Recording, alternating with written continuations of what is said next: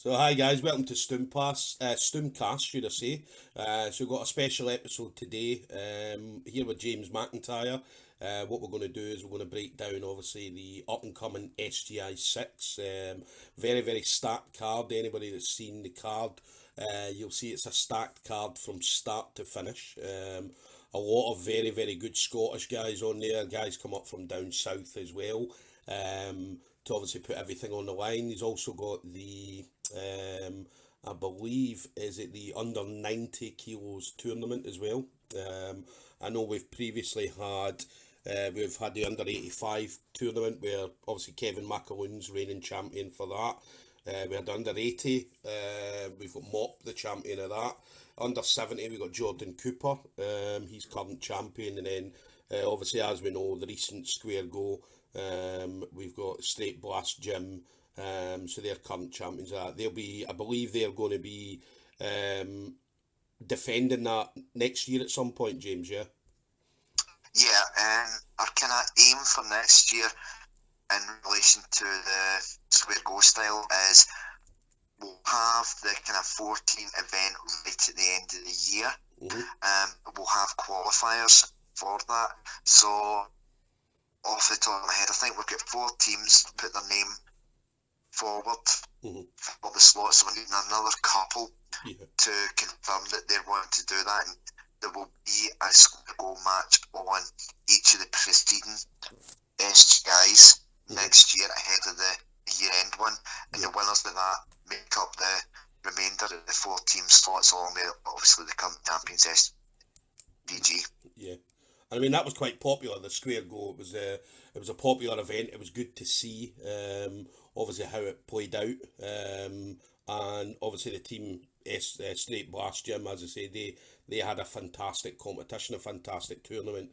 Obviously, Marcos's team as well had a fantastic tournament. So it was very, very popular. I mean, when people seen it, as I say, when you see like these things, I mean, you don't know how to take them until they actually happen. So, did you feel it was obviously successful? Hence the reason why you're going to be doing it again in the future.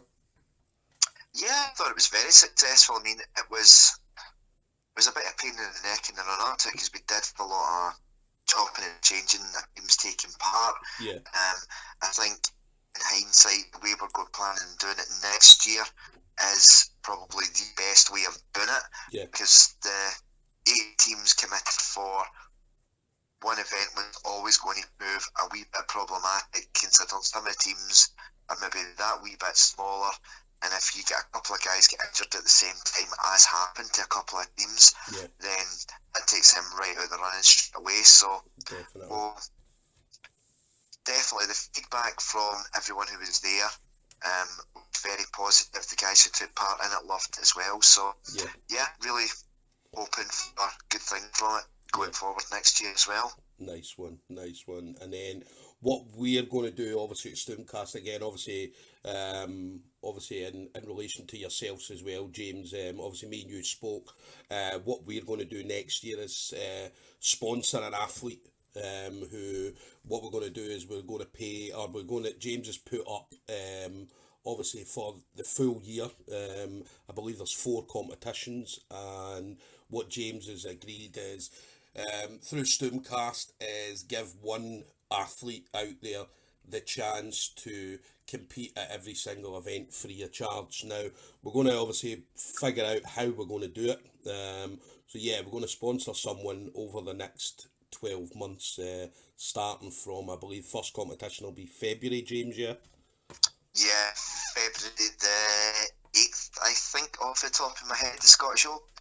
Yep. So we're going to do that. So again, keep an eye out on the page, the StoomCast, and obviously Scottish Jiu-Jitsu community page as well. So as I say, we just need to figure out how we're going to do it, how we're going to pick someone.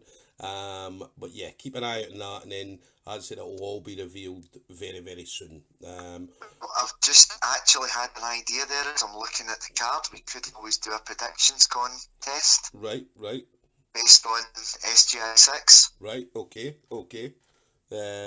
I said, I've never really thought about how I was going to do it, so, but something like that would be brilliant. Obviously, guys, if they're putting their predictions in, and then obviously whoever whoever gets the most right, then yeah, we can then pick them. And again, it's open for any athlete of any belt division, whether it be white, blue, purple, brown, black belt, whoever wants to do it. I said male, female makes absolutely no difference. So we'll definitely get someone sorted for the next 12 months in regards to comps. So moving on to SGI then. So as I say, James mentioned there, obviously a stacked card. And again, me and you've spoke, as I say, the headaches for sometimes when you're putting SGIs together. As I say, people pull it out. And things like that due to injury and so on. But I mean, so far, again, fingers crossed, so far, it's all been pretty plain sailing at the moment. Yeah, see, we'd one withdrawal, and unfortunately David Pollock picked up an injury. But, I mean, you're talking from the point that David let me know that he was out, I had the replacements dotted within 24 hours, and it's another high-level match. It's as if we've just made do. We've got someone in who's going to really help put on a really good show as well. So yeah, just we're kind of lucky because the show has kind of got the name value now. We are getting people contacting us constantly, just saying, "I got on this one, or if you're full, can you keep me in mind in case you get any pullouts?" So we usually do have quite a good list. Sorry, James, you just broke up there a little bit. Connection's not always the best in this area. No, I say we always do have that high level of interest with people wanting to take part, so it's usually pretty quick in getting a replacement sorted if someone does pull out. Nice one. And I'd say SGI is becoming more and more popular. I'd say this is the sixth one, and obviously I've been spectating at every single one of them. So, and again, it's grown and grown. Obviously, more and more spectators are coming to watch it. And as you mentioned there, you've got guys messing you at random times just wanting to be on the card. So, again, obviously, moving forward for the future is very, very exciting, especially for Scotland, because as you know, we've never had anything like this before. Obviously, down south, they've got the luxury of a number of different events like this, but obviously Scotland, this is the again the pinnacle of Scottish Jiu-Jitsu, and it's always the best talent or some of the best talent that you put on, James. I mean, that's the thing, we're not obviously selling tickets is great, it allows us to actually fund things, but I'm more concerned about actually putting on matches that are going to be entertaining for the people watching. Yeah. And I'd say you see that. I mean, the very first fight now, I believe the very first fight's Arouge and Darren Ferguson. Yeah, I mean, it'll be their usual format, so we'll have our first two semi-finals for the under-19 tournament. So that'll be on They will be the first two matches. We haven't actually done the draw for that yet. I'll probably be doing that next week. But yeah, Arouge and Darren Ferguson in a gi match should be really quite good. I mean, Darren's won a lot. I mean, he was tearing up white belt for quite a while. He had his goal of getting gold at the British, and he did that, and he earned his blue belt afterwards. Arouge has been about for a while as well. Really talented guy who's always exciting to watch. So the two of them should really put on a nice show for everyone. Yeah, and I mean, I train with Arouge on a daily basis, and Arouge is an absolute nightmare to train with. As I said, he's young, he's athletic, he's fit, cardio's good. So essentially everything that I'm not. Yeah, listen, essentially everything I'm not as well, James. So, but yeah, I mean, Arouge, and again, Arouge, I mean, when he rolls with guys his own way, or whether he's rolling with me, he's just aggressive. He's always pushing, always trying to finish. He obviously does that flying triangles and flying arm bars and things like that as well. And then Darren, and again, I've watched a few of Darren's fights, and again, Darren's an older version of Arouge. Obviously, Darren being, 33, 34-year-old, but you'll still see him throwing in the flying triangles, and he'll be jumping about and doing all this stuff that, unfortunately, me and you can't do, James. So, so for me, again, for you, how did that one come about? Was that just the two guys were there and you just were able to match them up? Well, Dan had contacted me looking to be matched up, and I was looking for possibilities, and actually asked Shawnee if you had anyone at Marcos's that would possibly be a good match, and right away he was in with Arouge, so I'm like, yeah, I'm happy with that. So both guys were accepted it, so yeah.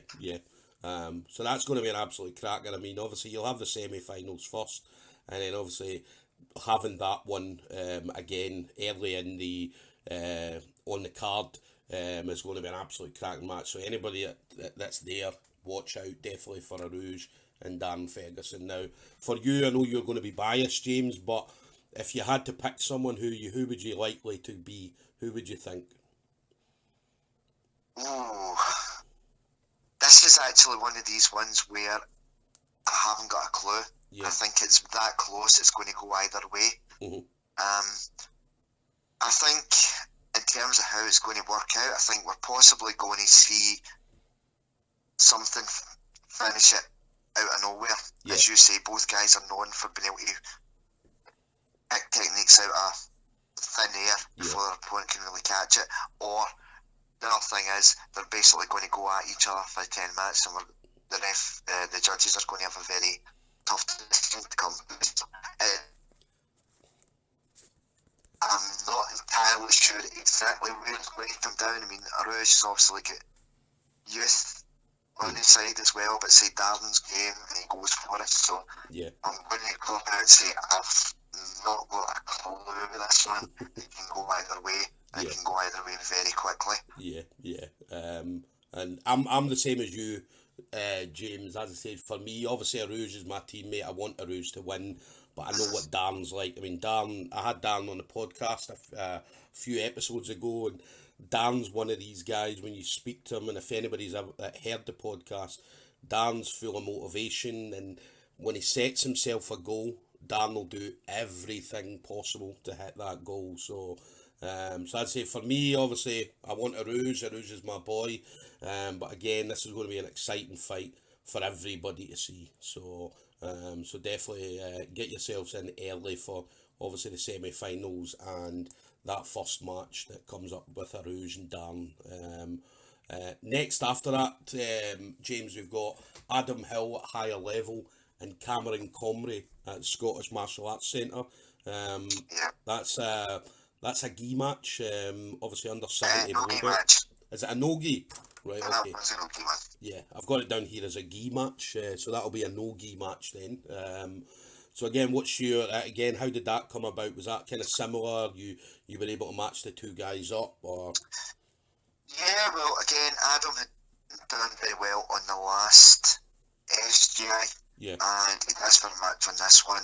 I was looking for someone, and it was actually Thomas Nelson that's fought a few times in SGI, contacted me and says, look, I've got this guy, he's not very well known, but trust me, he's like a bigger version of me, he will put on a really good match for you, and he'll be a challenge for anyone. I'm like, okay, fair enough, I know what Thomas is like, and if that's what he's saying, I'm like, right, I'll give the guy a shot. So that's how that one gets set up. Yeah, and then again, it's two guys I don't really know much about. So in regards to these two guys, I mean, who do you fancy? Who you seeing in regards to this? Adam's a known commodity, because I've seen Adam compete a few times. I know exactly what you're going to get from him. Cameron's a bit of a dark horse because I haven't really seen him. So I'd probably lean a bit more toward Adam at the moment. But that's the thing with these guys who you don't really know that much about.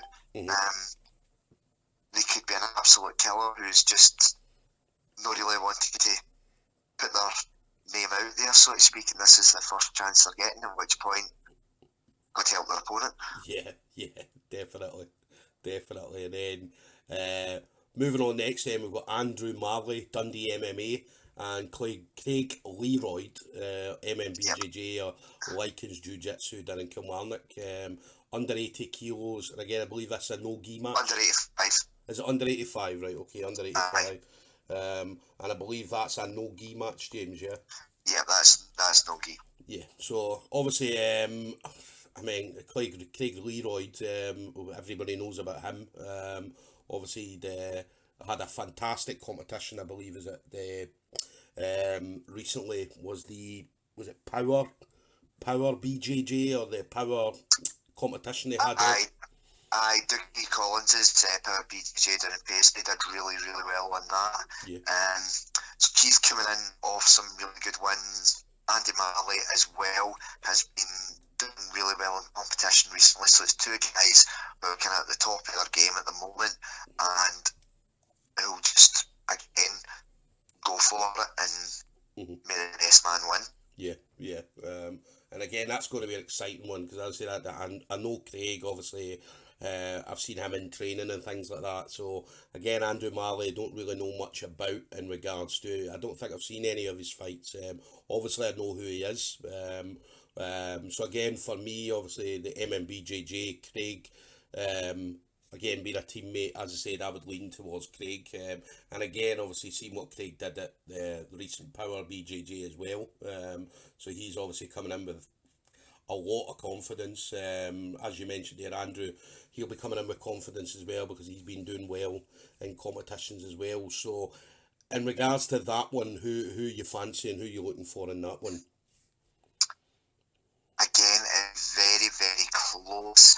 I think I would probably edge it slightly to Andrew at the moment, but it's one of these ones.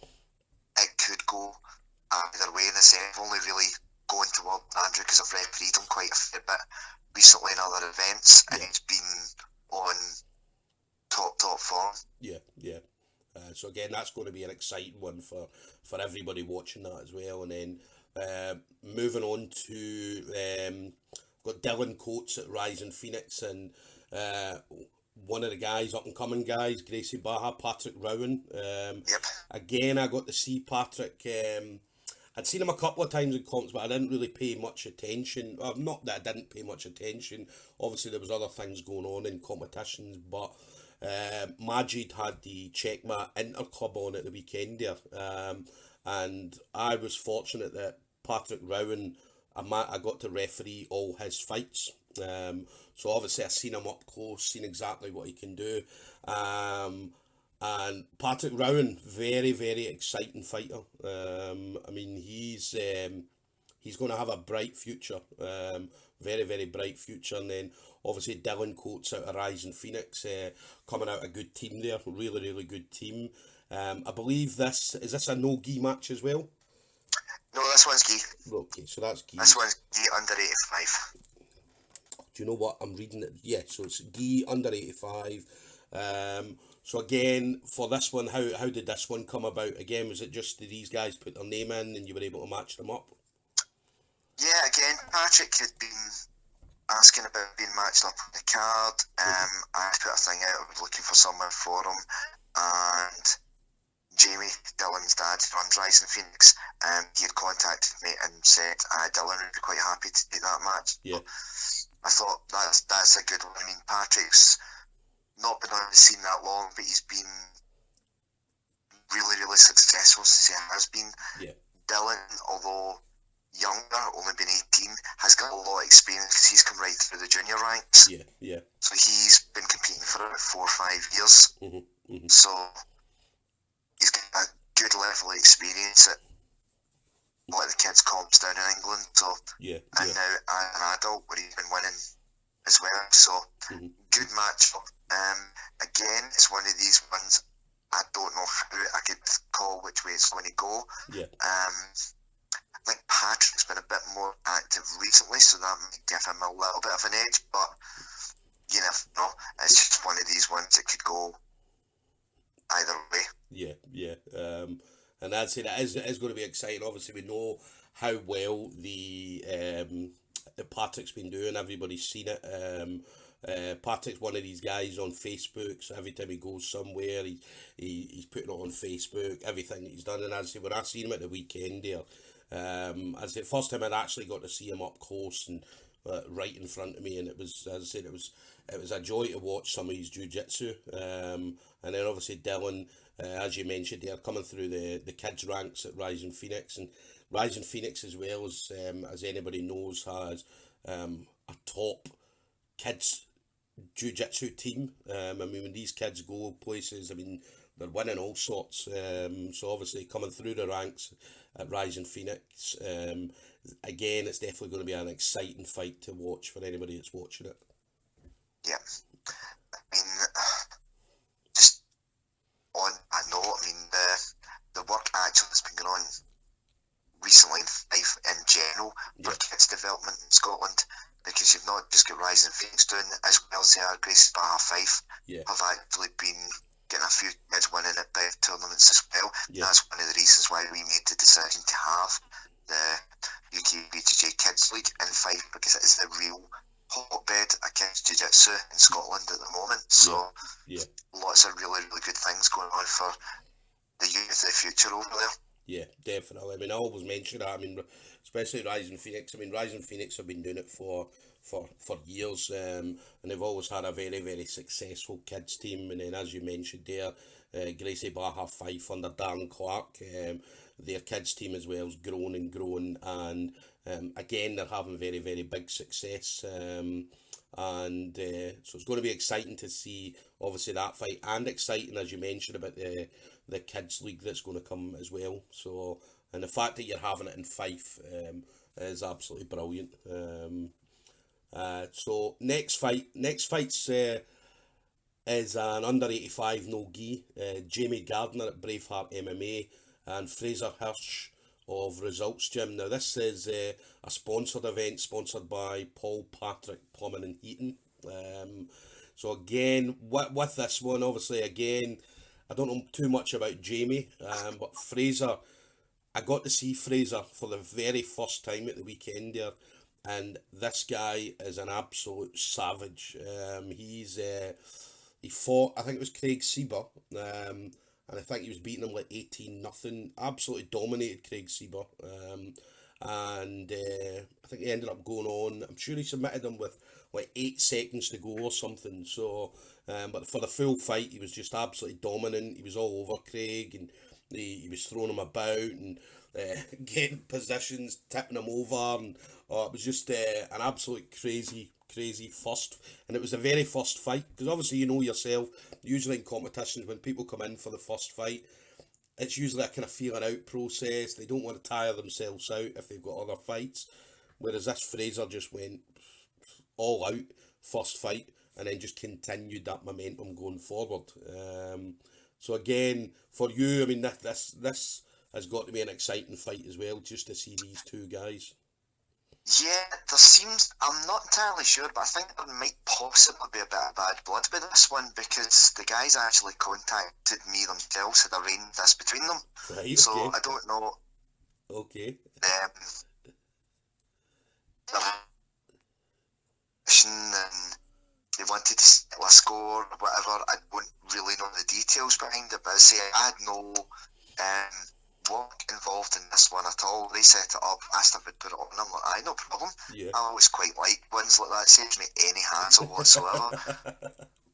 So you know that none of these two guys, if there's any bad blood, you know that none of these two guys are going to get injured. These two guys are going to be coming to fight. So, and again, when I spoke to Fraser, obviously as well over the weekend, and again, obviously being a predominantly MMA gym at Results, and then obviously Braveheart doing their MMA as well. So, obviously we know it's coming in, they're going to be doing an Ogi Jiu-Jitsu match, but do you think maybe the bad blood maybe stems from maybe an MMA event that was on or something like that? It's possible. I say I don't really follow much to do with the MMA scene anymore, so I'm always a wee bit in the dark with it. But no, I say it's possible that it could even have been a match at a previous competition, because you know yourself from refereeing, sometimes somebody's not happy at something, and then it spirals from there. Yeah. So we're going to need security for that one, James. I imagine it's going to have to use hands full.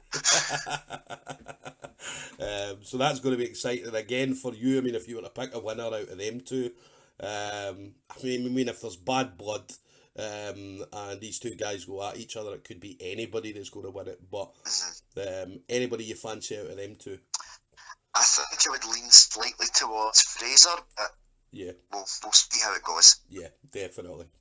And then we've got the lightweight, no gi, under 60 kilo, Lewis Penny, Dundee MMA, Benny Squibbs, Artillery Combat.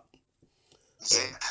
Um, So Benji's coming up from Wales for this one. yeah. He actually messaged me about the match because obviously Lewis has gone viral with a couple of videos from previous SGIs, and Benji had contacted me and said, look, him and I can put on a fantastic match if you'll have me on. I'm like, yep, that's the words I want to hear. Lewis, of course, accepted it right away. So this is one, please guys, we do like to sell stuff at the bar, but what I would say is don't go to the bar, don't go to the toilet, stay and watch this one for its duration.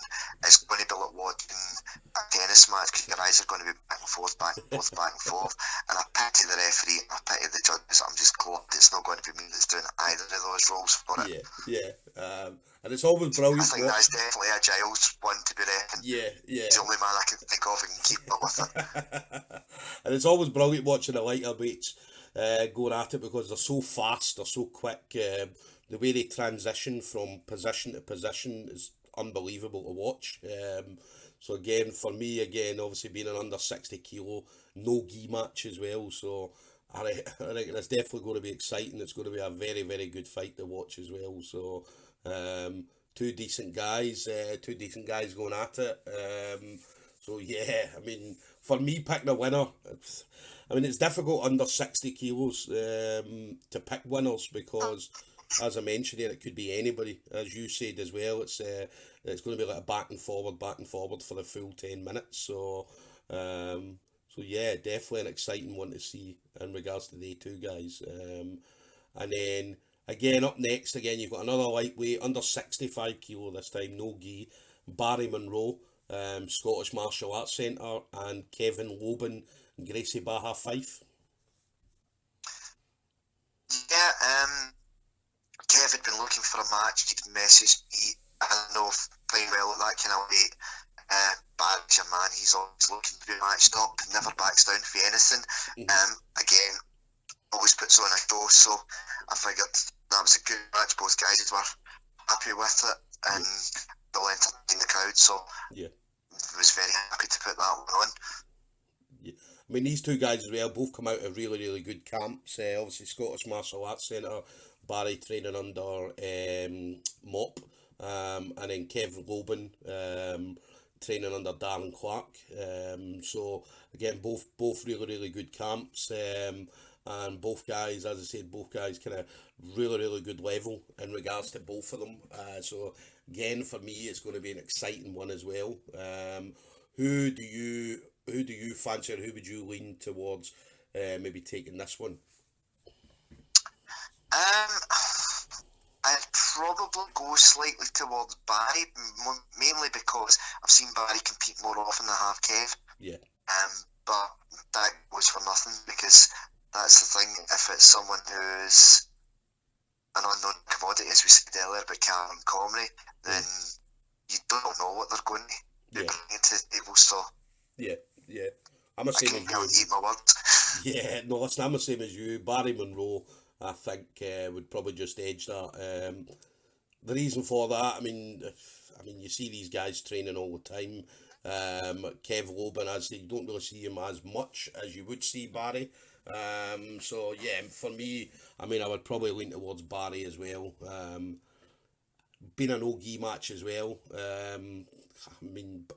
They train predominantly no gi, and again you see that every time they've got pictures put up on Facebook and things like that. So yeah, for me, Barry would maybe just slightly take that. So and then moving up a weight category, we've got the under 80 no gi. I've got Ian Feenan, higher level, and Jack Dickinson of Northeast Jiu-Jitsu. Yeah, this one was actually scheduled for, I think it was SGI6, but unfortunately Ian had to pull out, so that fell by the wayside there. So when James Dillon contacted me and said that Ian was looking to be matched, just by luck at that very moment, Jack had also contacted me and said he wanted on again, because obviously he had fought and he beat Charlie Johnson on a previous SGI as well. So I was like, right, perfect. That one was a brilliant match I had it made before. So let's get it set back up again and see if it A goes ahead and B if it turns out to be the stellar match that it looks like on paper. Yeah. I mean, definitely on paper. I mean, again, both camps are coming out at a higher level. Northeast Jiu-Jitsu, so on both camps are. They've got very, very high level guys. Obviously, a higher level, we know obviously through Stevie Ray and things like that. Then Northeast Jiu-Jitsu, again, they've got their guys down there. So again, that for me will be an exciting one. For me, I feel like Ian would take it. Again, purely because of the kind of level of guys that Ian's got around him. I mean, he's got guys around him that will push him and make him absolutely brilliant. And Jack, again, he's got guys down there, but I feel like Ian, for me, is probably going to take that. What about yourself, James? I don't think you can discount Jack. Anyone who's training on a regular basis with Ellis, Jordan, Big Connor, he's training with Andrew Fisher at TFD as well. You're talking really, really high level guys. So he'll have people who are pushing him as well. I think it's one that will be very, very close to the call. Actually good wrestling. Ian's obviously a high level judo guy. So I think it's whoever is able to impose their game for the start. The one that takes it. But again, that'll be an exciting 10 minutes as well if it goes the full 10 minutes. So, and again for whoever's refereeing it, as I said, it could be a tough decision if it come down to a decision at the end of it. So, so definitely an exciting one for that. And then moving up to we're going back to the gi purple belt under 65. Stephen Gray, Fair City Jiu-Jitsu, and then one of my favourite guys, and again I've watched this guy from early blue belt, Ryan Harrower, Gracie Barra Fife, and again Ryan's one of these guys for me. I know he's not competed much this year, but I mean coming up through blue belt and then obviously coming into purple belt when he did get his purple belt was for me again one of the most exciting guys to watch. So again, this fight again is going to be a tough one for Ryan because obviously we know Stephen Gray, a good solid competitor. So again, was that something that again you were able to put together? Was there any? How did that come about? Yeah, that was one that we put together. Stephen had been looking to get matched for a while, but there weren't really many purple belts up here at that weight.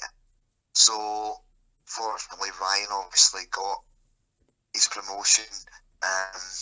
So that was a kind of no-brainer. That's two guys at that weight who you know are going to put on a very technical, very exciting show. We had tried to get it on an earlier SGI, but unfortunately one of them had an injury, so we couldn't get it matched. But it was one of the ones that was right at the forefront of my planning for this one. So as soon as I heard those guys were fit, I offered it, and they were like, yeah, no, definitely. Yeah. And then, as I say, for me, if I was to pick one, as I said, again, just watching Ryan Harrower, I mean, this boy does some absolutely crazy stuff when he's doing jiu-jitsu, whenever he's competing. So I would kind of lean more probably towards Ryan. But for you, again, if you were to pick a winner, who do you think would probably come out on top on that? I think more on recent performances and things, I think I'd probably go with Ryan as well. But again, it's Stephen been training a long time, and there was a comment about how that was kind of one of the original under 64 divisions at Scottish Grappling comps a few years ago. It would be Stephen Gray, Ryan, Richard Dixon. That was one of the three who guarantee would always be in that division. And what's his name? Dominic Riley. Yeah. Then get added into the mix as well from Rick. So it's kind of, these guys are probably sick of the sight of each other, but it's been a few years since they've matched up, so we'll see how it goes. But definitely, they were always entertaining matches back in the day, so we'll see how it goes. Definitely. And you mentioned Richard Dixon there. Is Richard Dixon ever coming back to Jiu-Jitsu? I don't know, I think he's too busy being a property guru now. Yeah, listen, Richie Rich, man, he's jumping about doing his thing, obviously doing it very, very well. As I said, he's out there doing brilliant things outside of Jiu-Jitsu. It's always, I remember Richard coming up, obviously, when I first started the GB, I heard all about Richard, how good he was as a white belt. He was only a white belt at that time, and he was absolutely scary at that point. Then obviously he went to the grip, got his blue belt, and yeah, seems to kind of fell away a little bit.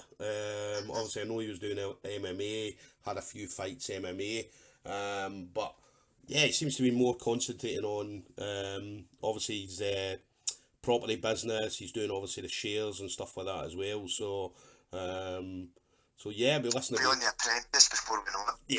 Yeah, well, listen, he'll have the way Richard going.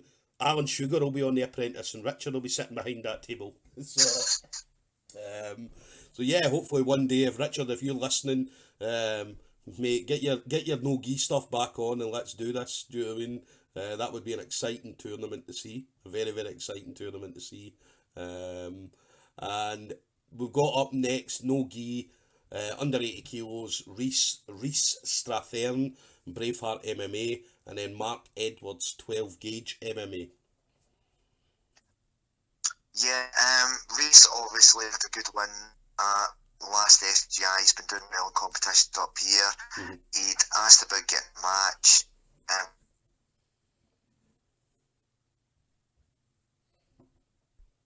So are you there, James? Yeah.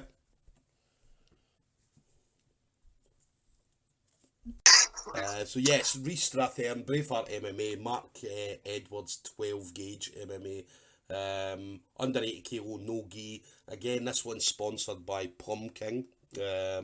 So again, how did that one come about for you, James? Rhys was obviously coming off a good win at the last SGI. He's been doing really well in competitions as well. He'd asked about being matched in this one, but we were struggling to get him matched. A Scottish-based fighter. Fortunately, Alan Howcroft, who's a really good supporter of ours, you always see Alan at our events, whether he's working, competing, whatever. He's one of these people who we could not do without. He teaches a few gyms down kind of Lancashire, Greater Manchester way. So he had said that he had a guy, Mark, who would probably be interested in it. So that was how that match was set up. I don't really know too much about Mark. Experience-wise, they're round about the same. They're both not long after getting their purple belt. So it should be a fair enough match. So one, we'll just need to see how it goes. Yeah, I mean, I'd say we all know about Rhys. We all know how good Rhys is. And Mark Edwards, again, not a guy who I know too much about as well. Obviously, if Alan Howcroft's putting him forward, then he's definitely got to be good. He's definitely got to be good. So again, that's going to be an exciting one to see. Next one after that, again, this is going to be another exciting one that I feel like could be kind of one of the fights of the night for you. Under 85 no gi, Cammy Nicol, Grip House, and Ben Halliwell, 12 gauge. Yeah, Bon Halliwell, yeah. So yeah, everybody knows Cammy. Bon, people will have got a look at during the Square Go. Yeah. Because he was part of 12 Gage's team there. Unfortunately, fell victim to the heel hooking machine that was Straight Glass Gym. Yeah. So didn't really get a chance to show what he could do, but I think in terms of style-wise, he's probably a good matchup for Cammy. He's a big, strong guy. Yeah. Seems to have good wrestling, so these are two who will, again, need to see who style wins out. I'd probably lean towards Cammy, probably by his trademark armbar, but You never know. Stranger things have happened. Yeah, and I mean, I'm the same. I'm with you. I mean, Cammy for me, and again, I was talking to him again on a recent episode, and Cammy for me is definitely one of the top grapplers in Scotland. I mean, obviously his wrestling's unbelievable, and he mentioned that as well. He said when he's whenever he's doing jiu-jitsu and he's on the ground, if his jiu-jitsu is not working, he straight away goes into wrestling mode. And yeah, I mean, you see him at events. Whenever he's at competitions, as I said, his wrestling's unbelievable. And again, that for me, like, that could potentially be one of the fights of the night. So again, yeah, we'll see how that one plays out. But definitely make sure you guys are watching that fight, because that potentially has it could be explosive. And especially if Bond comes and puts it to Cammy, then we'll see what happens with that. We'll definitely see what happens with that. So next one after for me, again, this is an under 70 kilo brown belt gi match. Graham McQuiston, Grip House, up against where are we? Kieran Brohan. Obviously, it was originally meant to be Davy Pollock, but obviously Davy Pollock had to pull out due to injury. So yeah, Kieran Brohan and Graham McQuiston. Now, for me, Graham was he was my first coach, obviously at GB, so Graham's got a place in my heart, and obviously I know Graham, I know what he's been like in regards to grappling and stuff like that, and ever since he joined the Grip, his game's just got so much better. He's a lot more aggressive now when he fights, a lot more. He always moved about a lot, but he seems to be, his movement and things like that, now that he's at the Grip seem to have kind of fine-tuned him in regards to his game, and kind of got rid of some of the holes that was previously in his game. So again, for you, I know that one was a change, but was originally Graham McQuiston and Davy Pollock, was that always originally a fight that you had in your mind? Yeah, I mean, both guys had, again, expressed an interest. We knew Davy was coming down to a lower weight from where he had been previously. Yeah. So, no, that's fine. So yeah, no, we were just talking about Graham and Davy. So obviously that was one that you were keen to get on then. Yeah, and we'll look to get that back on again once David's healed up. Yeah, I mean, I say the match was a TBC for very long. Quite a few people online, including James Coggs, had tagged Kieran Brohan in it, and he contacted me and said he'd be really interested. He's a guy who I've heard a lot about.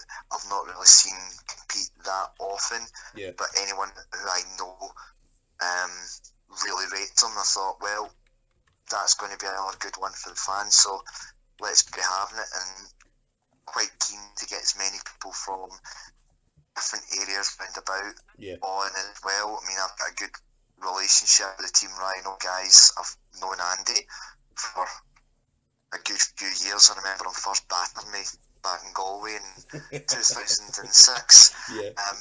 Did 2 rounds in a row. First round was John Cavan, and I still don't know what end that happened from that round.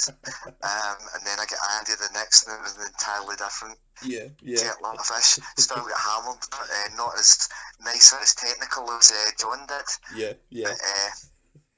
It's good to see that a level of competitor from another country being very keen to come over and compete on the show. Yeah, definitely. And then for you, again, for me, should I say, I mean, Graham McQuiston, as I said, definitely got a place in my heart for the rest of my life. So obviously I'm always going to go with Graham. But for you, I mean, who do you fancy in that one? I think my head would probably go with Kieran, but I think it's one of these ones, and will be a close match. The real winners will be anyone who's watching it. Yeah, definitely. And again, obviously you've had Graham on a couple of times before on the SGIs, and again he's always puts on a show, Graham. So so again, it's going to be an exciting fight. To obviously see these two guys definitely going at it. So obviously Graham McQuist and Kieran Brohan. And then you've got an under 70 kilo no-gi match, Rhys McEwen, Grip House, Inverclyde, BJJ, and then Mike Hunter, SBG Mori. What you thinking of regards to that? Both guys coming off of guillotine missions in their last outings. I think this one is good potential to be one that steals the show. Yeah. You're talking about two guys who are both very skilled, who really like to set a fast pace. Rhys is probably the hardest working wee guy I know. Yeah.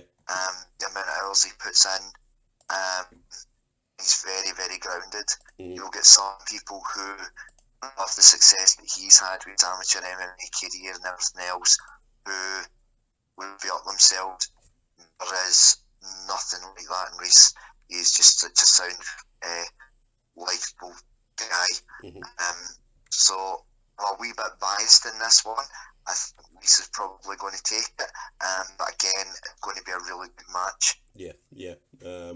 So, and again, for me, if I was picking a winner out of them two, again, it's a difficult one to pick, because as I say, we know the capability of both fighters in that.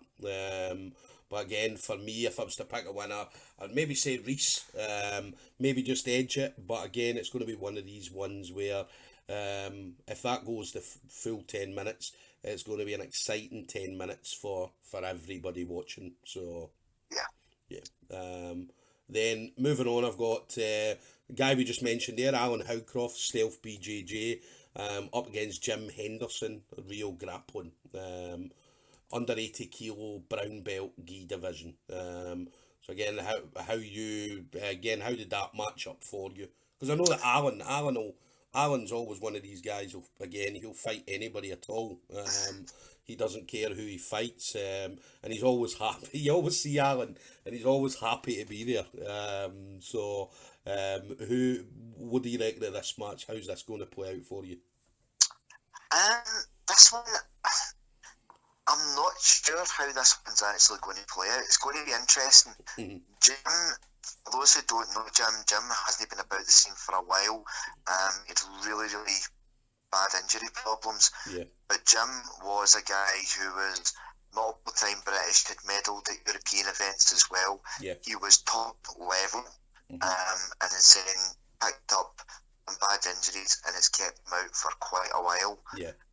So it's really good to see him coming back, because Jim was someone who would be a regular training partner of mine back in the day. Yeah. Horrible to roll with. Just very, very difficult to do anything to. Yeah. So it's one of these ones. It's one to wait and see how it's actually going to pan out. Yeah. Alan has a wealth of competition experience. They're probably right, both are there in terms of the number of competitions that they've done. Just Alan has obviously been that bit more consistent over recent years. So will he have the edge in base of that? And will Jim be a wee bit ring rusty, so to speak? Yeah. So if Jim turns up how Jim was, then I would say I would probably give Jim the edge. But again, you just don't know that length of time out and take its toll. Yeah. And we just need to see. Definitely. And obviously, we know Alan competes at the majority of events that you have on, obviously the different competitions and so on. So, and he's always there. And again, Alan always travels up. Him and his partner always travel up to stay the night and things like that. So, so again, it's going to be an exciting one to see. As you mentioned there, Jim's got a wealth of experience, as he'd obviously unfortunate been kept out with injuries recently. But as you mentioned, if Jim comes back with the same as he was when he was competing back in the day, then again, it'll be a tough night for Alan. So, but for me, again, I'm going with Alan because of Alan's been the more active competitor. As you mentioned, ring rust. Ring rust it's real. So don't let anybody say it's not real, but it is real. So for me, I would reckon probably Alan would take that purely because of being an active competitor. So and then moving on to again this next fight. Now, when I seen this fight, Jack Williamson, Grip House, Jack Brown, MNBJJ. So as soon as I seen that was announced, I was just like, wow. Now, again, the thing that makes it even better is it's a no-gi fight. So obviously under 80 kilos, sponsored by Energetic Mind.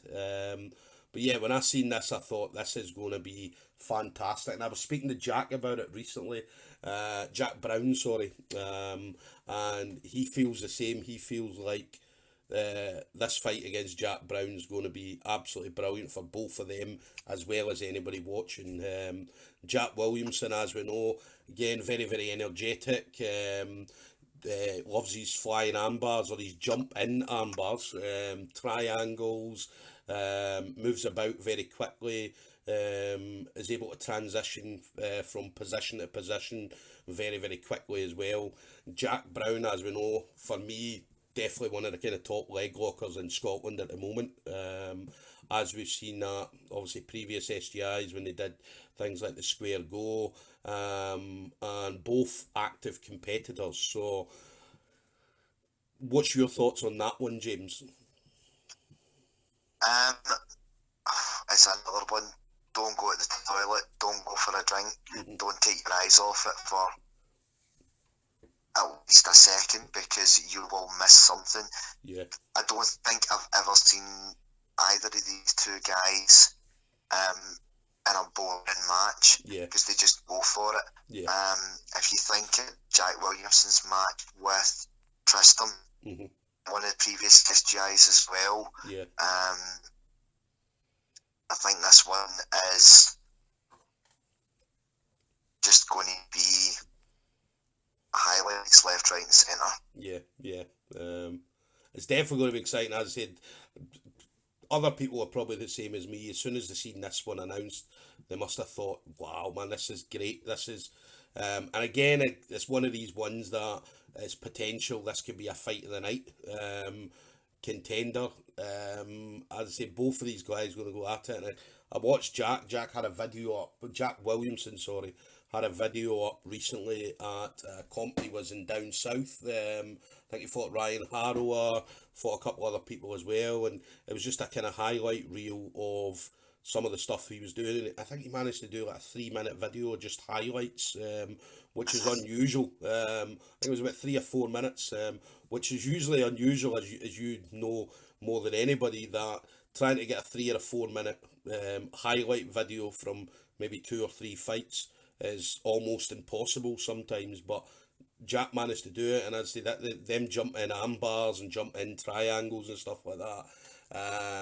is going to be exciting. And Jack Brown's one of these guys where he'll sit down and let you come in towards him. And Jack Williamson's one of these guys that will come in towards you. So yeah, that one's going to be exciting for me.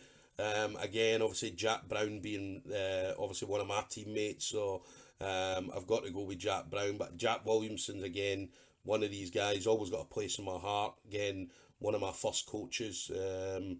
Obviously spent a lot of time on the mats with Jack Williamson, and got a lot of advice whenever I was doing competitions and things like that. So always Jack Williamson was always there to lend advice to me. So but yeah, definitely anybody that's watching that, do not look away from that fight, because if you do, you're going to miss something. You're definitely going to miss something.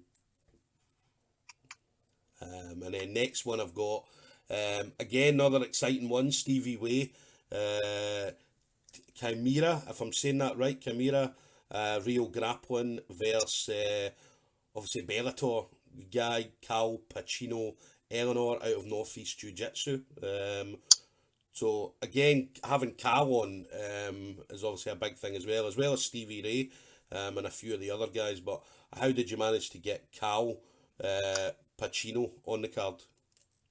Well, Cal, obviously, because he trains with Ellis and Jordan, had actually expressed an interest a wee while back about being on, but it was after the card was full for the last show, and also he had a few MMA fights coming up, so couldn't really commit to it. So I promised him the next one we've got coming up, we'll make sure we try and get you on. Yeah. With this one's coming up, he said about 70 kilos, immediately thought of Stevie for it. So it was relatively easy to match. Both guys were at it. There was a wee bit of good-natured banter back and forth. Apparently the loser buys the winner something to eat after the match. So that's quite good to hear. I mean, it was in a wee bit of doubt for a while. I don't know if you've followed the kind of drama around the last Bellator Ireland show. Cal had initially been told by a neurologist that he'd never be able to possibly even train again. Yeah. Let alone compete. And then it turned out that that wasn't the case. Right. So I'm really pleased for Cal that that has all been cleared up now. And I think he'd have a very good case against the neurologist who gave the Oh no, definitely. Advice. Yeah, because that's a bad thing, especially MMA fighter. I mean, to tell an MMA fighter that you can't train again because of something, and then turns out oh sorry, we got it wrong. So that's a horrible thing to be telling, not just MMA fight, but anybody at all. So yeah, definitely. I would definitely, if I was Cal, I would definitely chasing that up and obviously taking that a little bit more further. And then obviously this being an under 17 no-gi match. And again, obviously you've had Stevie on the show before as well. Stevie's a good solid unit. And again, very, very technical guy as well. Stevie, again, wrestling is very, very good, very, very high level. And obviously Cal, as we know, obviously through Bellator and stuff like that, is a good, very, very good high level guy as well. So this again potentially has got a fight of the night written all over it as well. For you, who would you tip for this one? It's very tough because I've not really seen much of Cal outside of MMA fights. Yeah. Stevie, of course, has been grapple a wee bit more, so probably lean a little bit more towards Stevie. But that's purely because I haven't seen Cal in a pure grappling event. So he could surprise us, but again, it's going to be a really good fight. Yeah. And obviously Cal training under Ellis Younger and things like that. I mean, as I said, he's going to be more than ready for when he comes up the road. So, but again, for me, again, Stevie Way, one of my boys as well. I said, trained a few times with Stevie Way, and I'd say seen him at different competitions and stuff like that. And Stevie always comes. Again, not really seen many boring fights of Stevie. Stevie's always there to put on a show, and always does really well whenever he fights. So, again, should be an exciting one for everybody to watch. Moving on, then you've got a under 80 kilo black belt gi division, sponsored by Checkmate Edinburgh. Darren Clark, GB5, and then Yusuf Nabi, obviously Elements, BJJ, Checkmate, and as I said, under 80 kilo black belt match. So, again, an exciting fight. Again, anybody that's seen Dan on a previous SGI, came up against Arik, obviously did absolutely brilliant against Arik, and then Yusuf, the last time I seen Yusuf was he fought Gary Christie, he beat Gary Christie, which again, Gary Christie is, everybody, even Yusuf, after speaking to Yusuf after it, he was like, I've no idea how I beat Gary. He said, I had Gary absolutely demolishing me. But I'd say Yusuf put on a really, really good fight that day, and Yusuf's had, again, amazing success throughout his kind of jiu-jitsu career. Dan as well, Dan's doing well. How did that one come about for you?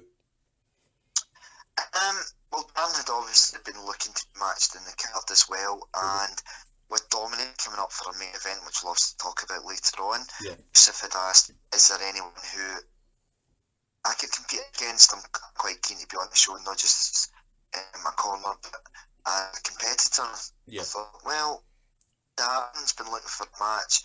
We're similar-ish in weight, so I put it to Darren. He's like, yeah, I'd be quite happy to take that. Yusuf was happy to take it as well, so we're on to extremely professional, very respectful guys this time out, so we'll have a very good match from them. There's no doubt about that in my mind.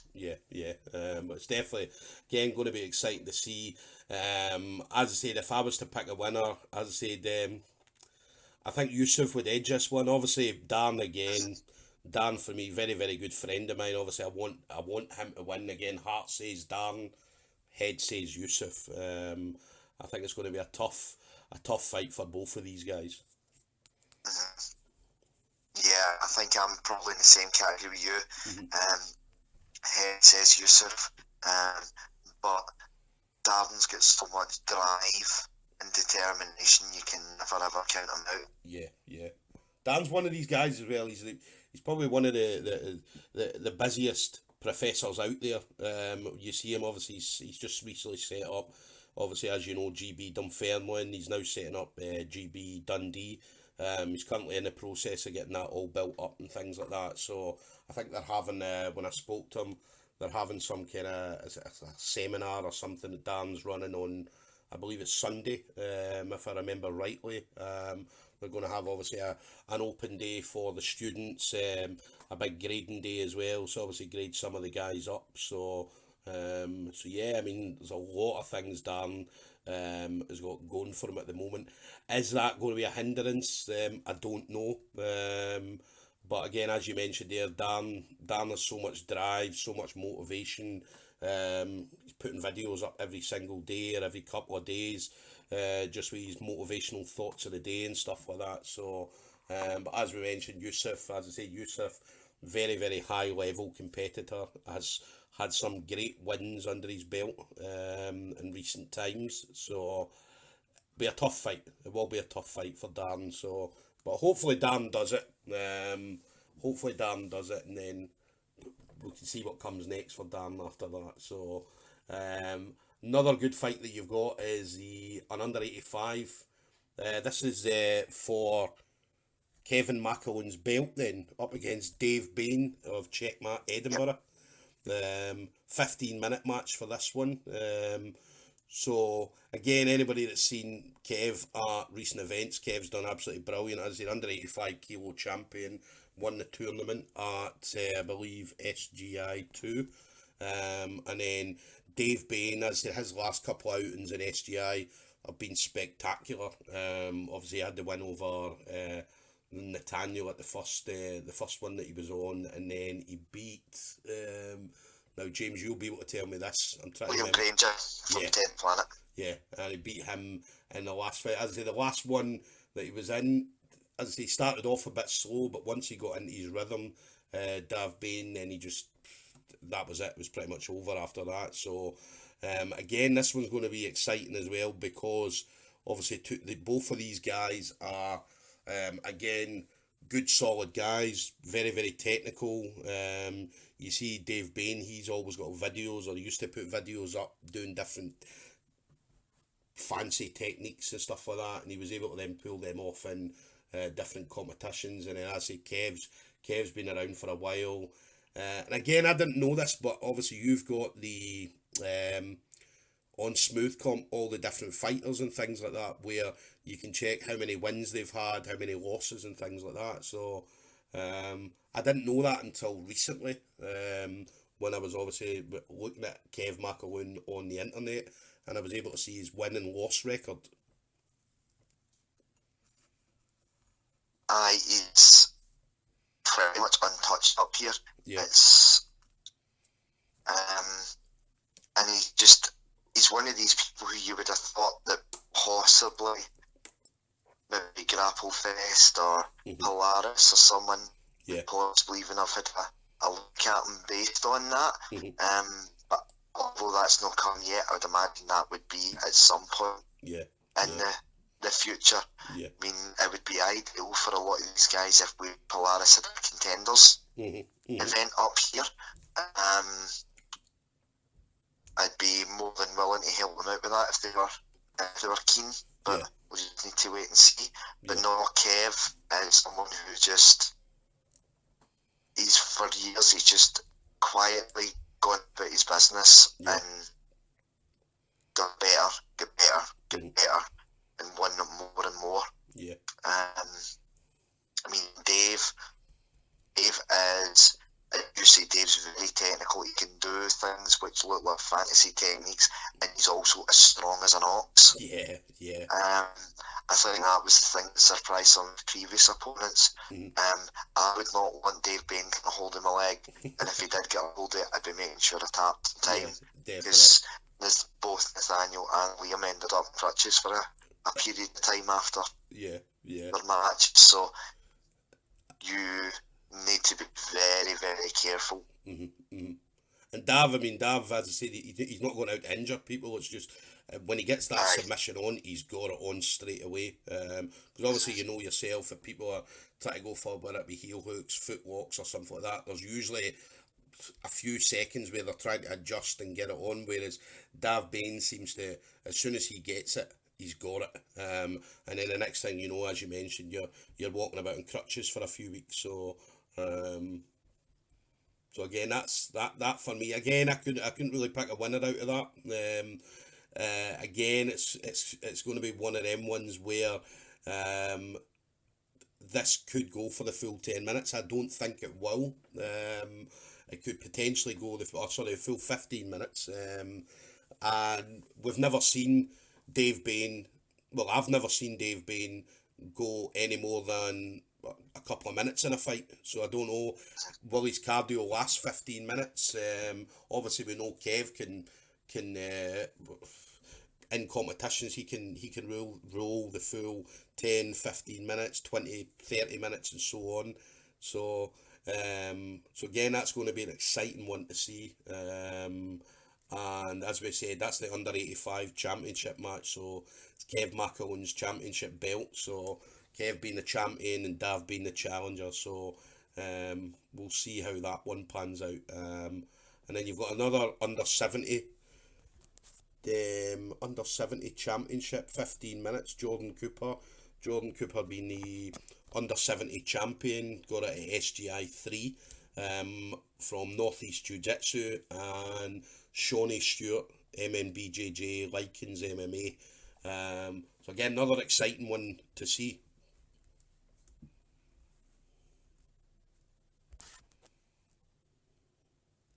James, you there? Yeah?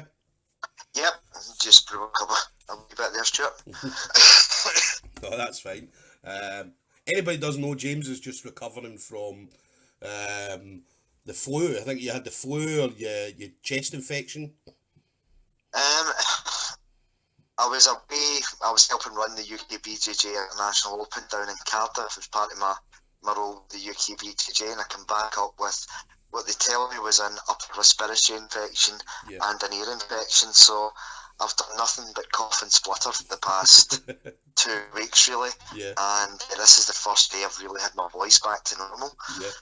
So still get the occasional cough, but other than that, it's a wee bit better. Unfortunately, I've brought it to the wife now, so I'm in the doghouse for that one. So you come back with a disease from Wales. Yes. So that's why you'll hear James coughing every now and again throughout the call. So that's exactly why. But yeah, Jordan Cooper, Shawnee Stewart. Yes, this is obviously a rematch of the finals of that tournament at SGI3. We did have a number one contenders match where Sean beat Dean Begg for this opportunity. So he's earned his rematch. We'll see how it goes. Jordan is, for anyone who doesn't know, Jordan is extremely tall for this weight category. He's a really big kid. I don't think he's actually much shorter than me. and I don't know how I could ever get down to 70. I need to start lopping bits of me off. But he makes it easy, and he's one of the most technical guys I've ever seen compete in Scotland. Yeah. He's just makes things look effortless. Yeah, yeah. But then that kind of trait for the North East Jiu-Jitsu guys, him and Ellis in particular, are both like that. Yeah. And it is. I mean, it's exciting. I mean, both of these guys as well. Obviously, we know how comfortable Jordan looks whenever he's on the mats, and as you mentioned, he'll making it look effortless and things like that. And then Shawnee Stewart. I mean, Shawnee Stewart's very, very similar. I mean, he comes in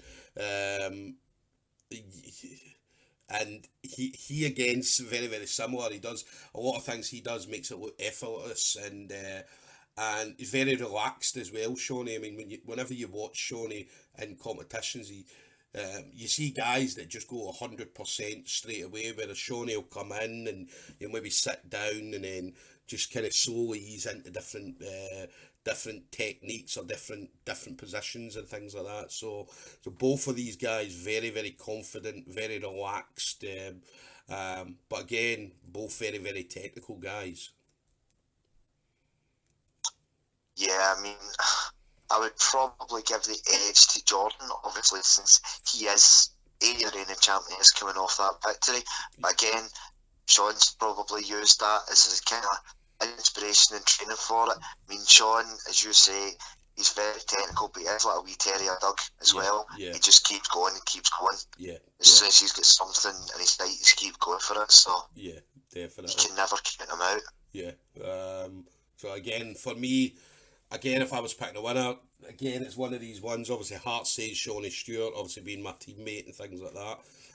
But obviously, head saying Jordan Cooper. And again, for the reasons you mentioned, one, he's obviously the reigning champion. Two, he holds a victory over Shawnee as well, which sometimes, again, that plays on your mind when you go into a rematch with the person. It can. I don't think it will with Shawnee, but I say sometimes it can, and that's again 15-minute match that we're going to see in regards to that. And then before we move on to the main event, then we've got the tournament. So we're going to have the semi-finals earlier on in the tournament, and we're going to then have the final before the main event. So the four guys we've got in this, we've got Dale Middleton, higher level, Conor McLean, North East Jiu-Jitsu, Jamie Harvey, Checkmat, and Gordon Price, MNBJJ. So again, how did you come up with these four guys?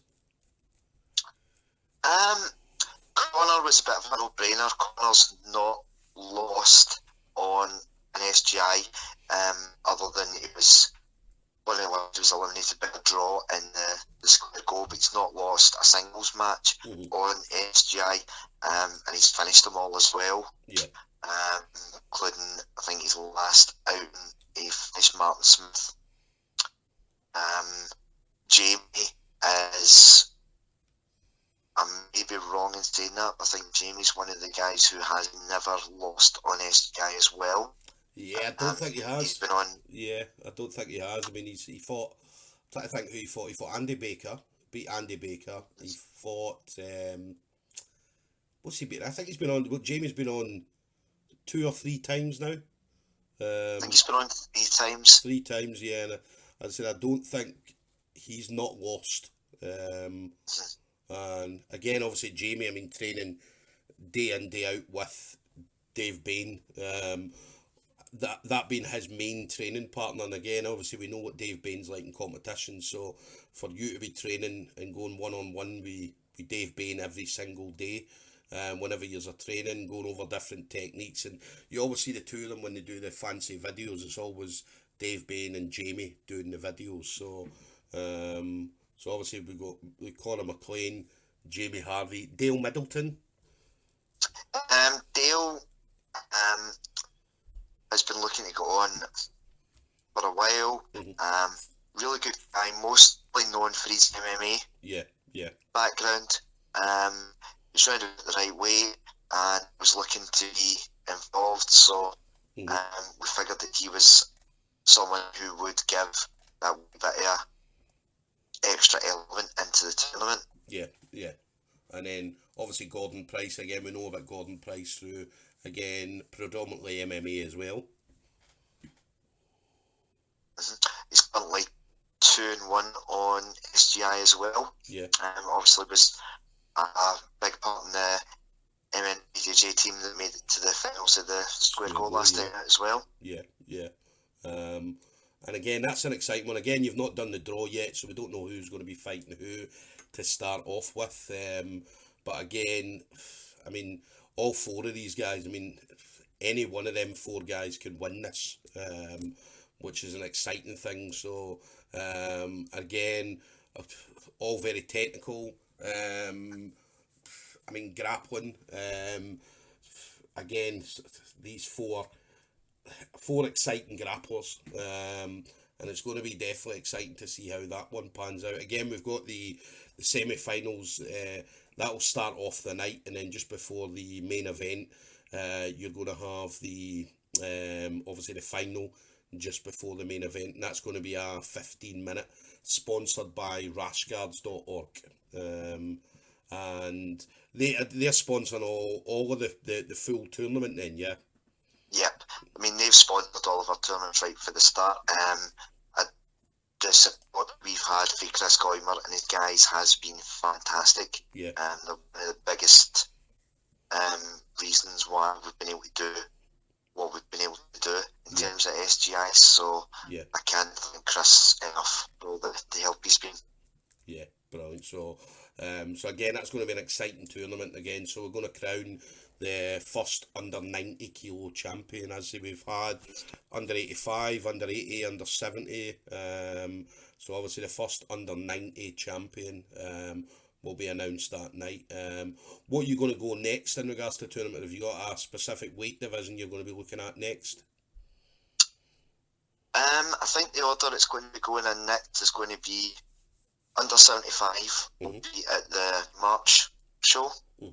And then under 65 will be the one after that. Yeah. I would really, really like to get a ladies tournament on the go. Yeah. But the last time we tried that, we didn't get any real interest in it at all. Yeah. So it was a wee bit disappointing. We've always tried to showcase women's jiu-jitsu as much as we can. Yeah. We weren't able to get any matches on this one. We did have one set up, but that one fell through for very valid reasons. Yeah.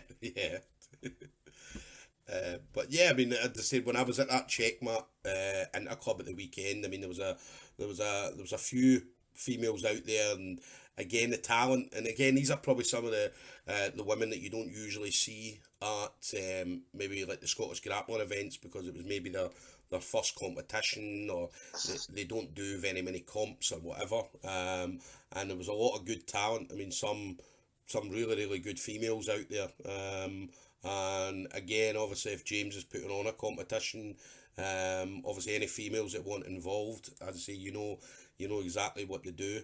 Just obviously drop James a message, whether it be through his own Facebook page or Scottish Grappling through the Scottish BJJ community page. You can get a hold of him at any point on any one of these three things. So let's get a women's only tournament on the go, and crown a female champion. So that's going to be good to see. And then main event. Again, Stevie Ray, higher level. Anybody in Scotland that does any kind of martial arts will know exactly who Stevie Ray is. Obviously, UFC fighter. And again, more recently seen him in local comps. I know he came up against Jack Brown in one of the, I think it was in Edinburgh. Fought in both gi and no gi. And then obviously Stevie's been on SGI before as well. And coming up against Dominic Dillon of Elements BJJ checkmate, and this is again 15-minute match, and that's sponsored by Hellfish BJJ in Cumbernauld. So again, obviously two top guys. So how did this one come about for you, James? James James Dillon again, he'd said to me Stevie was looking to get matched. Stevie likes to keep active. He's not one of these guys who'll go and he'll just lie on a couch between points where he's got fights confirmed. He'll actively go out and keep things so that he's got targets to keep himself continually getting better. Stevie Ray is probably the athlete who I have seen develop the most in my years in the sport in Scotland. Yeah. Because where that guy is now from where he was when he started off is unbelievable. He has the best work ethic I've ever seen. Yeah. And he just seems to be so coachable. I think I've heard it described before as it's like playing a video game. Yeah, yeah. By James, and that you give him instructions what to do and he'll do it. Yeah. I mean, you just have to look at his recent fight in Polaris against Paddy Pimblett. Yeah. Now, we were, I think, subject to a little bit of the standard English, oh well, Ed Scott's just going to be terrible, our guy's going to smash him. Yeah. And Stevie went through a very, very high level competitor in Paddy, and certainly how anyone could have thought that he was going to be out of place still baffles me. Yeah, yeah. But it was probably the best performance I've seen Stevie put on in terms of grappling, and it feeds nicely into this one. I mean, Dominic is a very, very skillful guy. He's used to come up against people who are heavier than him as well. We did all the way through his tournament where he won the World Catch Wrestling Championship last year. Yeah. So it's going to be one that the skill level is going to be phenomenal, and I don't know who's going to take that one. You never ever bet against Stevie Ray is one thing that I've come to learn. I know too many people over the years who, for whatever reason, decided they were going to put a bet against him and ended up ruining it. The amount of people who lost money, for instance, when he beat Scott Ward at the SFC years ago. Nah, you never ever count Stevie Ray out. I'm saying Dominic is a guy, been there, done that. Skill level's phenomenal as well. So who's going to take it? I don't quite know. I say I would never count either of them out. Yeah, and there was a lot. I mean, obviously when Stevie fought Paddy, there was a lot of anger because obviously again in Scotland there was a lot of anger because these guys obviously. The guys down south had completely written Stevie off. They just had it down that Paddy was going to go out there and do his stuff and it was going to be over very, very quickly, which angered a lot of people. I remember seeing it on the jiu-jitsu, the Scottish jiu-jitsu page, and obviously a few other guys' own personal pages, and there was a lot of anger because of that. And again, just guys that had written Stevie off, and as you just said there, I mean, you never write Stevie off at all, regardless of whether it's an MMA, jiu-jitsu fight or whatever. And do you feel that anger was justified in regards to what was being said by the guys down south? Not really. I mean, it's not something I personally get worked up on. I look at it and I thought, you know what, we see this all the time, whether it's football, whether it's rugby, MMA, it's just a kind of cultural thing at times from certain people in society down in England. I mean, not everyone. It's a kind of vocal minority. This whole jingoistic thing that's going on. So it's not something that really bothers me, and at the end of the day, they're the ones that are going to be left with egg in their face when it happens. So I just tend to let people like that run their mouth. And it didn't mean Stevie. Everyone has the right to free speech. If you want to make yourself look like a clown by using your free speech, then that's on you. Yeah. And we've seen that a few times. I mean, we've seen that. We obviously had the big carry on when they announced, obviously, the UK BJJ was coming to Scotland. And then we had the one guy, I'm not going to mention his name, right? But there was the one guy that started getting everybody, or he started having a go about it. And then, as I say, just a load of people from Scotland jumped on and absolutely tore him to bits. And even now, I mean, when they mentioned that it was going to be in Cardiff, the guy's name got brought up again. So obviously wanted One to. thing that's not as widely known about that is one of the other UK BJJ directors, not me, actually sent the guy a Motherwell football top as a present. I love it. So, and again, you're always going to have that Scotland and England thing. I mean, that's been going on for hundreds and hundreds of years, where obviously the England are better at this, they're better at that, and then as we send our boy Stevie Ray down there, and obviously done the business, which was absolutely brilliant. So, and then obviously you mentioned Dominic Dillon. Dominic Dillon's wrestling is absolutely phenomenal, as you mentioned. So it's definitely going to be, again, another exciting main event that you've put on. I'd say your main events seem to be absolutely brilliant, and this is no different. This is another brilliant main event with two absolutely top level guys. And again, if it goes to full 15 minutes, it's going to be a phenomenal 15 minutes for anybody watching it. So and again, for me picking a winner, again, as I said, it's a tough one. Obviously, again, Heart's going to be Stevie Ray. So, but yeah, I don't know. I don't know who's going to win that one at all. So it'll be an exciting one, definitely. And I'd say probably it's up there with the Stevie and Ellis main event that we had in the first one. Yeah. Because that was a back and forth one for 10 minutes. Mm-hmm. So we'll see how this one goes. Stevie's definitely got a lot better since then. So we'll see exactly how it pans out. Yeah, definitely. And then guys, obviously for tickets for the event, spectators, you can get your tickets. Just go onto the Scottish Grappling page, and on there is a link for Eventbrite, where you can purchase your SGI6 tickets. And are you going to be doing tickets on the door, or again is it just people booking the tickets online? It's mostly going to be tickets online. Tickets on the door, you'll not be able to take advantage of any of the deals that are on. Yeah. Because obviously if you're buying multiple tickets, you can get group tickets, which are 5 tickets, and it works out cheaper.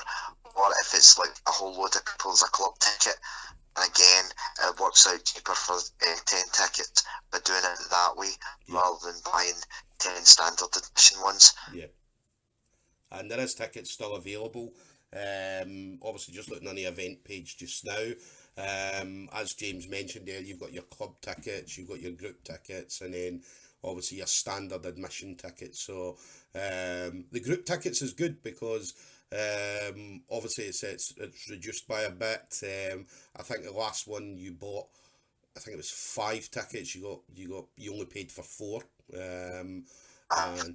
And again, it's good obviously if you've got a team of guys going in. As you can go in, there's a bar there as well. You can obviously get drinks at the bar, and just enjoy it. I mean, it's a great event. Anybody that's never been to an SGI, I mean, this is a fantastic event. Obviously a lot of really, really good fights, as we mentioned there, that are on the card. Quite a few of them have the potential to be a fight of the night contender. Fantastic main event, again between 2 top level guys, and the chance to obviously meet people that you kind of see at competitions, and maybe meet new friends and things like that. Even the fighters as well. I mean, the fighters, you see them wandering about before and after their fight, so you can obviously get a chat with them and things like that. Stevie Ray's, even though he's a UFC fighter, very, very humble guy. He'll stand and chat with you, talk to you about whatever. And all the other guys, as I said, very, very approachable. So definitely get yourselves along to that, because it's going to be an exciting night. Starts about 5 o'clock and finishes about 9:30, depending on how the fights go and things like that. So and then you've got the DJ there as well, so the DJ obviously playing music throughout the night as well. You get your good trance music, your dance music and things like that. So the place is absolutely rocking every time we actually go there. So So James, again, putting on another fantastic event. Obviously, Scottish Grappling doing their thing and obviously bringing out the best jiu-jitsu guys that Scotland and obviously parts of England, and obviously, well, Kieran's from where? Ireland, Northern Yeah, Ireland? in Cork. Yeah. So obviously bringing guys from overseas as well. So it's good to see, absolutely brilliant to see. And then it's going to take us on to the next event, which is the Glasgow Open. That's the 17th of November. James, Scotstoun Leisure Centre. And I believe the early bird registration that finished last month, but you've got the normal registration deadline, I believe, is the 26th of October. Yep, so that's a weekend Saturday. And then the final close of registrations the midnight and the 10th of November. 10th of November. Then obviously the event 17th of November. And again, this is a gi only event. So obviously not having any no gi in this one. So obviously the event should finish a bit earlier. So although we're doing double elimination, so everyone is getting a guaranteed 2 matches in this one. Has been very popular so far. We're actually not that far off having to close registrations on that one, so it's one of these ones that people are wanting to compete, then they do need to make sure that they get in, because we've got with over a month left, we've got less than 100 spaces left. Generally when we've got anything like that, that usually means they're gone the last week, the registration. So if anyone is having hawing about competing, it's the usual. Described it to someone as jiu-jitsu's equivalent of Russian roulette. All these people sitting about looking at a division going, oh well, there's no one here at the minute, I'm not going to register. And they're all thinking exactly the same thing. So registration closing comes and none of them register, and there's maybe about 5 or 6 of them doing exactly the same thing. And there's some big, I'm just looking at some of the categories, some big categories at the moment. I mean, you're talking white belts, middleweights, under 82. You have, I think there was about 12 people in that, if I can remember rightly. 12 people in that. There's 12 in the under 76. You've got 9 in the, or 10 in the under 70. So a lot of stacked divisions, 64, 9 people in that. And yeah, I mean, that's just white belts. Move on to the blue belts. Blue belts is exactly the same. Some big divisions in that at the kind of smaller categories, smaller weight divisions. So that's the Glasgow Open. Glasgow Open, 17th of November. Scotstoun, and a venue that you've been at before, James. Yeah, nice enough venue. It's a wee bit out of the way, is the only thing I would say. But I mean, there is actually plenty of parking at it. The only thing I would say is get there early. We're lucky that there's not any rugby on, because obviously it's the same place that Glasgow Warriors play out of. But just make sure you're there early. That way you can relax, you can watch some of the matches, get ready, and then take part in your divisions. I mean, we are doing it slightly different than we normally do. Normally we do, obviously, all the white belts in a block, and then blue belts, and so on. But what we're actually going to be doing this time is there'll be mats devoted to particular areas. So there'll be 2 mats that will be all the white belt divisions, which are under 76 kilos. There'll be 2 that are for all the white belt divisions, which are over 76, and then the others will be a mix of the blue belt, purple belt, brown belt. Yeah, definitely. So again, obviously a lot of exciting things coming up for the end of the year. As the SGI6 and obviously the Glasgow Open, and then obviously that'll take us into next year. And then as I say, James is very obviously you have everything on, obviously the Jiu-Jitsu community page, Scottish Jiu-Jitsu community page, and the Scottish Grappling. So if you're on Facebook, obviously just keep an eye out for them to because James, as I say, James is one of these guys who does regularly update everybody with what's going on. Obviously, you mentioned as well, you've got the kids. In fact, before I go on to that, one of the things I did want to mention was prize money. So you introduced prize money into the last competition, which again was successful. I mean, guys stayed, did the absolute, and obviously guys left with some prize money. And then again for the Glasgow Open, you announced a couple of weeks ago, obviously, what the prize fund was sitting at the time. So the prize money, how did that come about for you, James? What made you bring in some prize money for the guys? Well, it was kind of twofold. We were having real problems with scheduling absolute divisions. If we tried to do pre-register, then people were registering and then not turning up. Yeah. If we were doing it on the day, we weren't getting very large numbers doing it as well. So we looked at what some events down south were doing, and a lot of them were doing this cash pot absolute, where if you want to do the absolute, you charged £10 or £20, whatever. That all goes into a pot. Yeah. And whoever wins the division gets that whole amount. So we're not actually making any money out of it. Everything that's put into the absolute pot goes to the absolute winner. But it makes our life a that wee bit easier because we can schedule it properly. We don't have any issues now where you're not entirely sure where one of our events is actually going to finish, because we can give you a rough idea. We will know exactly how many people are in an absolute division, so we can say it's going to finish at the latest at this time. Now, generally, we always finish that wee bit earlier because Smooth Comp has a lot of redundant time built into the time, so you always finish a wee bit earlier than it kind of predicts. It's always the worst case scenario. So that's been useful to say, guys, I've got the potential to make some money out of it, so all good. We're quite happy with that. Yeah, and I mean, some of the prize money that's up there, I mean, the white belt under 76, the white belt, you had £140, you got £90 there, 50, 80, 70, and that was on the 13th of October, so you're talking about almost a month still for people to register, so that prize money is just going to increase and increase. So and again, it's brilliant, good incentive for the guys on the day to stay and do the absolute and things like that. So and it was quite popular in the last one because there was a couple of the absolutes where guys were getting maybe 3 and 4 fights and all that, so which is unusual sometimes for an absolute.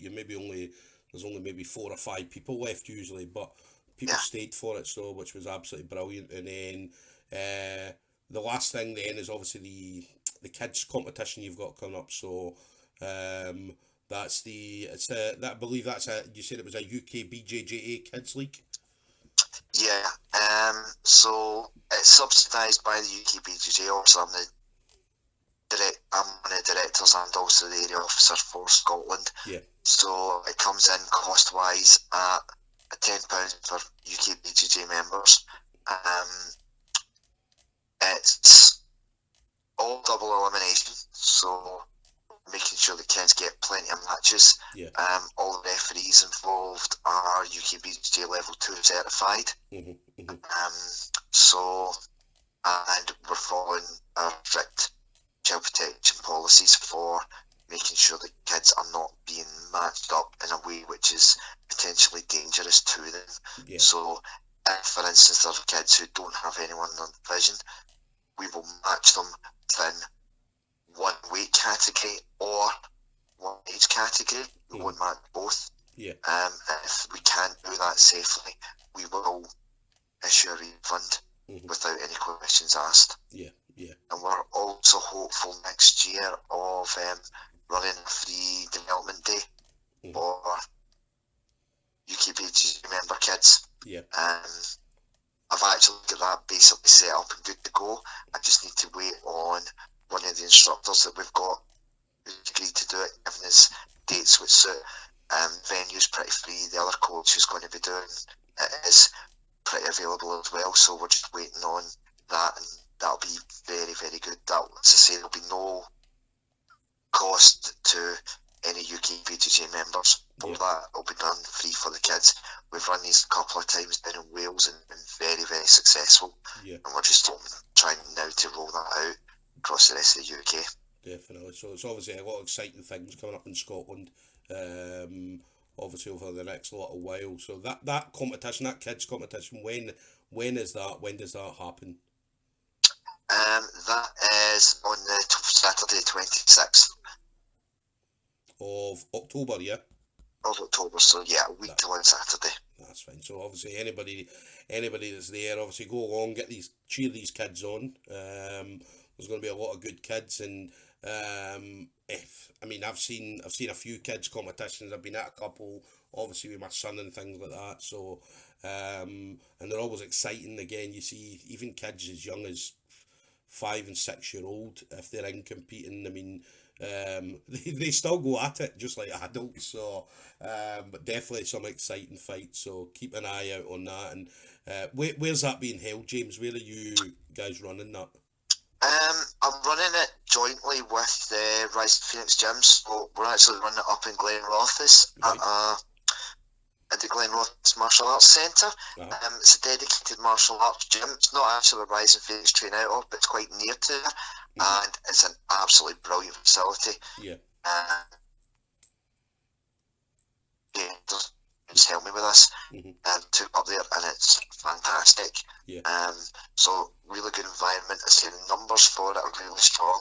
We've had a couple of abortive attempts to try and get this off the ground before, and we were lucky to be able to match up any kids in one of the first ones. The second one, we couldn't make any matches at all.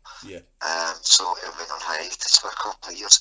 But this time, as it stands at the moment, we've got 72 kids registered, and we've been able to get matches straight away for quite a few of them. So it's looking very promising for the future.